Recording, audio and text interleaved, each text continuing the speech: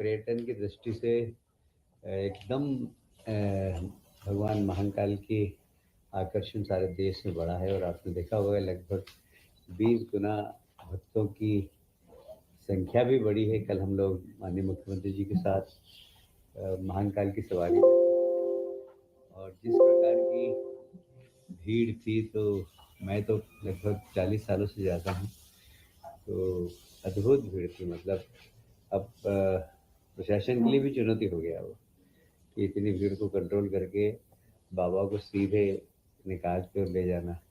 पर फिर भी प्रशासन की अच्छी व्यवस्था के कारण बहुत अच्छी सवारी निकली और हमें लगता है कि अब दिन प्रतिदिन भीड़ बढ़ती ही जाएगी।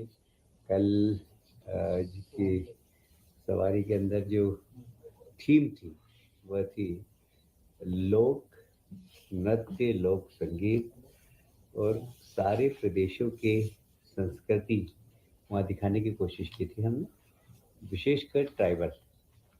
तो गुजरात के ट्राइबल नृत्यकार आए थे, मध्य प्रदेश के भी थे और बहुत ही मतलब अनुपम दृश्य था।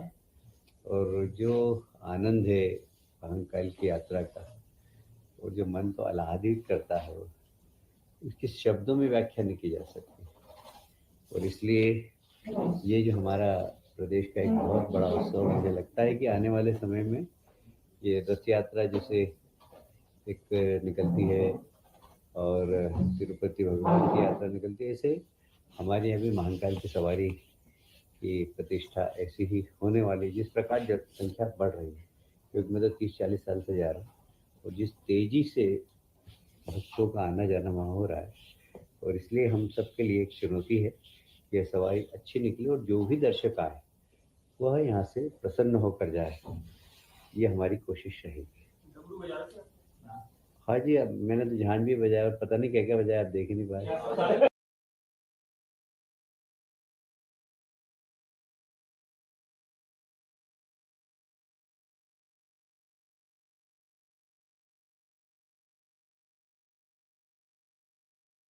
मतलब मेरी सांस बड़ी लंबी है।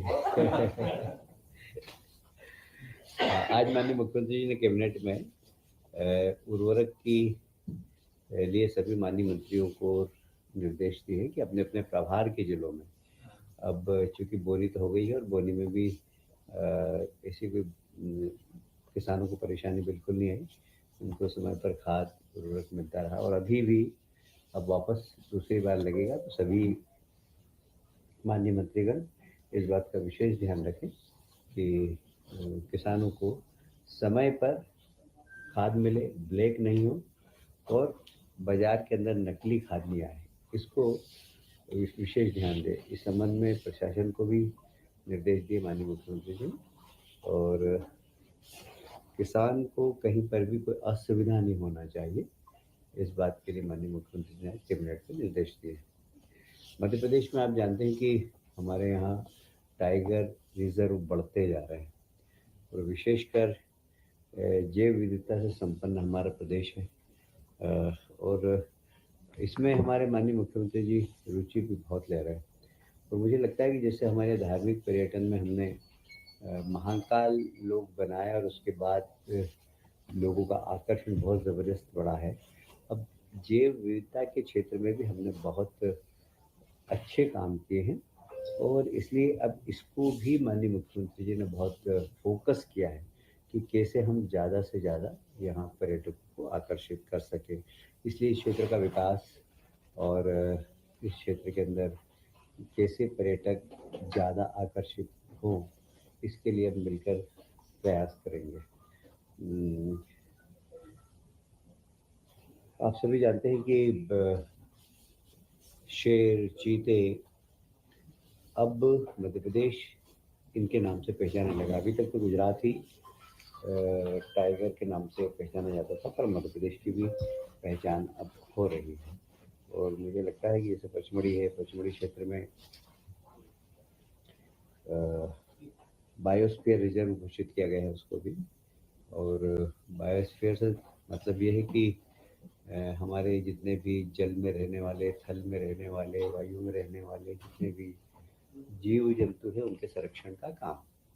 और इसलिए इस दिशा में सरकार बहुत गंभीर है और इन सब क्षेत्र को संरक्षित करके लोगों को जो पर्यावरण प्रेमी है उनको आकर्षित करने का काम किया जाएगा।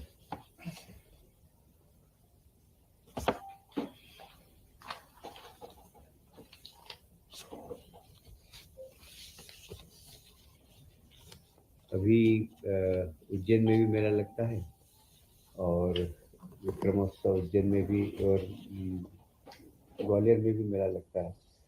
तो दोनों, ग्वालियर में राजमाता सिंधिया मेला है और उज्जैन में विक्रमोत्सव व्यापार मेला। हमने वहाँ ऑटोमोबाइल्स की छूट 50% दी थी टैक्स की, तो उस टैक्स का आज अनुमोदन किया गया है।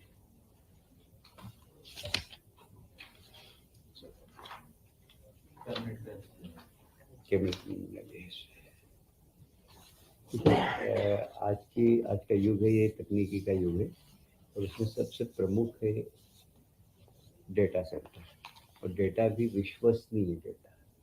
नहीं तो कई चीज़ें तो अभी सोशल मीडिया में ऐसी चलती है कि अपन ढूंढते रहते हैं कि यार ये जो चल रहा है ये सही है कि गलत है, किसकी प्रामाणिकता, तो प्रमाणिक हो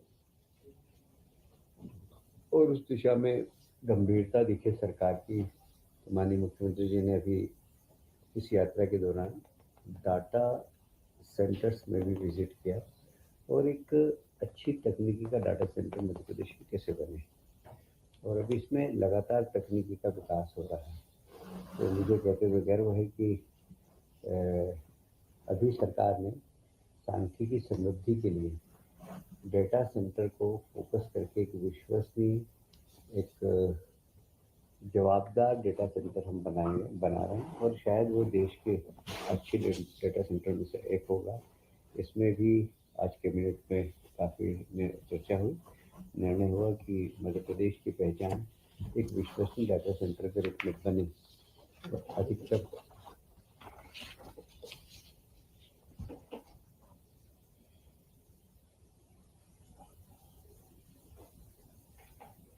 अब ये सामान्य चीज़ें लोग समझते हैं। डाटा इस सेंटर ऐसा बने कि सारे विभाग एक दूसरे से एक्सचेंज कर सके। सरकार, देखिए आज के समय में डाटा कोई सा भी हो, आपको कोई भी डेवलपमेंट करना है, जैसे सड़क बनाना है तो ट्रैफिक का डाटा चाहिए, आपको बिजली के वायरिंग करनी है या उसका एक्सपांशन करना है तो कितने लोग उपभोक्ता होंगे, वो डाटा चाहिए। तो डाटा आज के समय डेवलपमेंट के साथ एकदम जुड़ गया है और विश्वसनीय डाटा ये बहुत ज़रूरी है। इसलिए हमारे सब विभागों के साथ सामंजस्य करके हमारा डाटा सेंटर, इसमें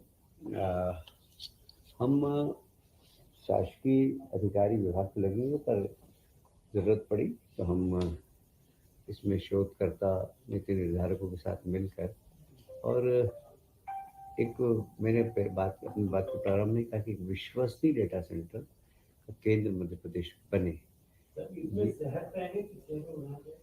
जी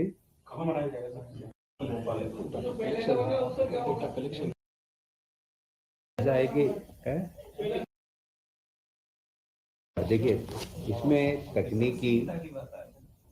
नई तकनीकी का समावेश करना सबसे बड़ी बात तो ये है, और उसकी विश्वसनीयता और डाटा कलेक्शन, और सब जगह से विश्वसनीय डाटा कलेक्शन। मैं बाद में बार बार कह रहा हूँ कि हम जवाबदार सरकार है, तो हमारा डेटा इतना जवाबदार होना चाहिए कि किसी को भी, जो आप पत्रकारों को कोई न्यूज़ बनानी है तो आपको डेटा चाहिए, तो हम विश्वसनीय डेटा देंगे। तो इस प्रकार हम एक विश्वसनीय डेटा सेंटर आधुनिक तकनीक का बना रहे हैं, और इस दिशा में अभी माननीय मुख्यमंत्री जी टूर पर गए थे तो उन्होंने काफ़ी विस्तार से इस पर चर्चा की। Madhya Pradesh power generating company, आप सभी जानते हैं कि सबसे पुराना हमारा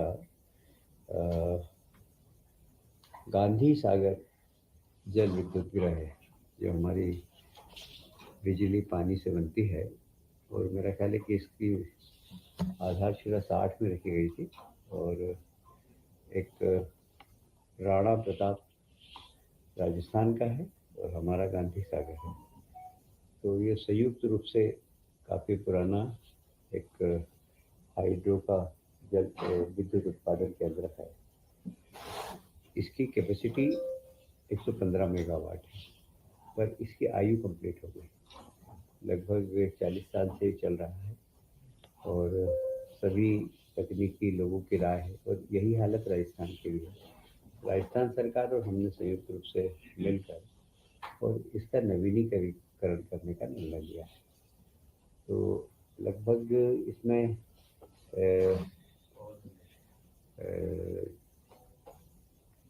464 करोड़ का